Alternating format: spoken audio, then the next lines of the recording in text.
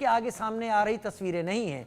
ये तस्वीरें वो तस्वीरें हैं जो इस वक्त घाटी में और इलाकों में लगातार हो रहा है। उधर बड़ी खबर जम्मू कश्मीर से कि आतंकियों के मददगारों पर बड़ा एक्शन लिया गया है। आतंकियों के 100 से ज्यादा मददगार अरेस्ट किए गए हैं, जिसमें पुलवामा से 14, कुपवाड़ा से 15 आरोपी गिरफ्तार हुए। हंदवाड़ा में भी 12 आरोपी गिरफ्तार किए गए। पब्लिक सेफ्टी एक्ट के तहत पुलिस ये एक्शन ले रही है। जम्मू कश्मीर पुलिस ये एक्शन ले रही है, जिसमें आतंकियों के इन मददगारों को गिरफ्तार किया गया है। यानी अब किसी को भी बख्शा नहीं जाएगा। जो भी कश्मीर में आग लगाने की कोशिश कर रहे हैं या आग लगाने वालों को शेल्टर, खाना या दूसरी सहायताएं मुहैया करा रहे हैं, सबके साथ एक ही तरीके से निपटा जाएगा। ये तस्वीरें जम्मू कश्मीर के इलाकों की हैं, जहां पर अब सेना, बीएसएफ सब अपनी ताकत यहां पर लगा रहे हैं और यहां पर सुरक्षा को अंजाम दे रहे हैं। सुरक्षा मजबूत की गई है, केवल इस उम्मीद में कि बहुत जल्दी उन आतंकवादियों को घेर लिया जाएगा और फिर उनका जो ठिकाना है उन्हें जल्दी वहां भी पहुंचा दिया जाएगा। अजय जांड्याल मेरे साथ इस वक्त ज्यादा जानकारी के साथ इस वक्त जुड़ गए हैं। अजय, हम तस्वीरें देख रहे हैं, ये तस्वीरें हम क्योंकि टीवी स्क्रीन पर देख रहे हैं, आपने इन तस्वीरों को अपनी आंखों से रिपोर्टिंग के दौरान देखा होगा। क्या सभी एजेंसीज अब जीरो इन करने पर फोकस कर रही हैं या किसी भी गाड़ी, किसी के भी ऊपर जरा भी शक होने पर तलाशी ले रही हैं? देखिए राजीव, एक चीज को मानना पड़ेगा कि छोटी सी गलती जो है वो एक बड़ी दुर्घटना का कारण बन सकती है, चाहे वो पहलगाम की हो, चाहे वो पुलवामा की हो या फिर कोई और भी। आतंकी जब जम्मू कश्मीर में दाखिल हुए हैं तो उनकी मंशा यहाँ किसी न किसी बड़े हमले को अंजाम देने की है। 26 लोगों की मौत के बाद सुरक्षा बलों ने कम से कम एक चीज को पुख्ता कर दिया है कि किसी भी इलाके में, कहीं भी जंगल का इलाका है या फिर देहात, गांव, शहर का, उन सभी इलाकों की सुरक्षा को पुख्ता करना बेहद जरूरी है। इसलिए आप देखेंगे तो सीआरपीएफ हो, बीएसएफ हो, सेना हो, पुलिस हो, तमाम जो सुरक्षा बलों के जवान जो जम्मू कश्मीर के कोनों कोनों में डिप्लॉय किए गए हैं, उनको इस चीज को सुनिश्चित करना है कि आतंकी अगर कहीं है उनको ढूंढ निकालना है।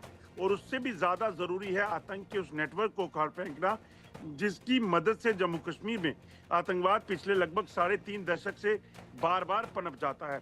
आप सोचिए, जितने भी टेरर कमांडर थे, चाहे वो बुरहान वानी रहा, सफदार भट्ट रहा या बाकी रहे, इन सबको मार गिराया गया।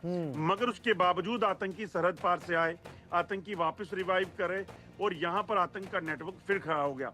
इसीलिए ओवरग्राउंड वर्कर के नेटवर्क को उखाड़ फेंकने की कवायद शुरू की गई और 100 OGW जो हैं अभी तक गिरफ्तार किए गए हैं। और अगर पूछताछ की बात करें तो लगभग 2500 के करीब लोगों से पूछताछ हुई है। इसके पीछे की वजह हर छोटे से छोटी बारीकी से छोटी और बड़ी चीज को बड़े बारीकी से देखा जा रहा है और इस चीज को सुनिश्चित किया जा रहा है कि अगर कोई भी इसमें सम्मिलित है इस आतंकी हमले में, चाहे वो किसी भी तरह से जाने अनजाने में किसी ने आतंकियों की मदद की है, उसको कहीं ना कहीं ढूंढ निकालना है। और सुरक्षा बलों की ये चौकियां, सुरक्षा बलों के ये नाके, जो पूरे जम्मू कश्मीर में नाकेबंदी इस वक्त की गई है, वो उसका मकसद है कि जो भी आने जाने वाला शख्स है उसको पर्याप्त पूर्ण तरीके से देखना कि क्या ये आतंकी है, क्या ये हथियार लेकर जा रहा है, ओवरग्राउंड वर्कर है, उस चीज को पुख्ता करने में सुरक्षा बलों के जवान लगे हुए हैं। सुरक्षा बलों के जवान लगे हुए हैं। अजय, एक चीज और आपसे जानना चाहेंगे, 100 के करीब OGW या आतंकियों के मददगारों को गिरफ्तार किया गया है। क्या ये वाकई उसी OGW का नेटवर्क है जिनके ऊपर संदेह है, जिनके ऊपर शक है कि वो पहलगाम हमले से जुड़े हुए तारों को जोड़ सकते हैं? देखिए, यकीनन आप देखते हैं राजीव, आप देखें जम्मू कश्मीर में आप कई बार आ चुके हैं। जम्मू कश्मीर में किसी भी इलाके में अगर आतंकियों को पहुंचना है और उस इलाके में अगर सुरक्षा बलों की डिप्लॉयमेंट है या नहीं है, तो वहां पर आतंकी अनजान व्यक्ति कभी भी कहीं पहुंचेगा जो हथियारों के साथ हो, उसका वहां पे रुकना, सरवाइव करना बेहद मुश्किल है। ऐसे इलाका जहां पर बड़े ज्यादा सैलानी आते हैं, क्योंकि एक चीज को जरूर मानना पड़ेगा कि देश और दुनिया भर से जो लोग कश्मीर पहुंचते हैं उनके जहन में एक चीज जरूर होती है कि वो बड़े अलर्ट होते हैं। मगर जिस इलाके में ये आतंकी हमला हुआ, उस इलाके में आप सोचिए कि सैकड़ों लोग मौजूद थे।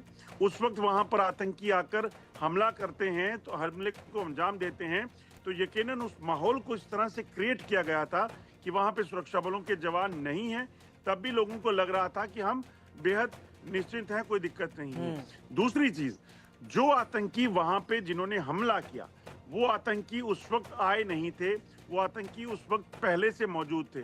जब इन आतंकियों ने उस इलाके में अपने आप को रखा, वहां पे रैकी की, वहां पर आकर इस पूरे ग्राउंड को देखा कि अगर कोई भागेगा तो कहां से भागेगा।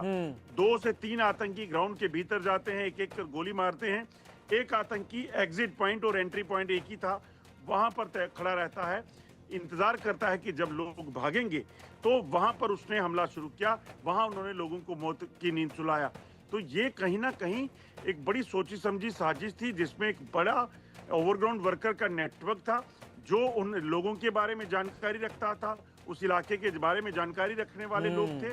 और इतना उनको पता था कि यहाँ पर जो भी सुरक्षा बलों के जवान आएंगे वो कहाँ पहुंचे हैं, कहाँ से कहाँ पहुंचेंगे, कितनी देर में पहुंचेंगे और उसको आतंकियों को जो भागना है वो कहाँ जाएंगे। आप एकदम सही बात कह रहे हैं और शायद इन्हीं चीज़ों का फायदा वहां पर उठाया। वो पहले से मौजूद थे, रेकी कर चुके थे, चीज़ें उन्हें पता थी और इस घटना को अंजाम बिना OGW के हो ही नहीं सकता कि कोई दे पाए। बहुत शुक्रिया अजय, इस जानकारी के साथ आप मेरे साथ जुड़े। जान है तो जहान है, ये कहावत जंगल गांव के रहवासियों से बेहतर और कोई नहीं समझ सकता। और इस बात को समझने में, क्योंकि खास बात यह है, इसलिए भी इस बात को समझने में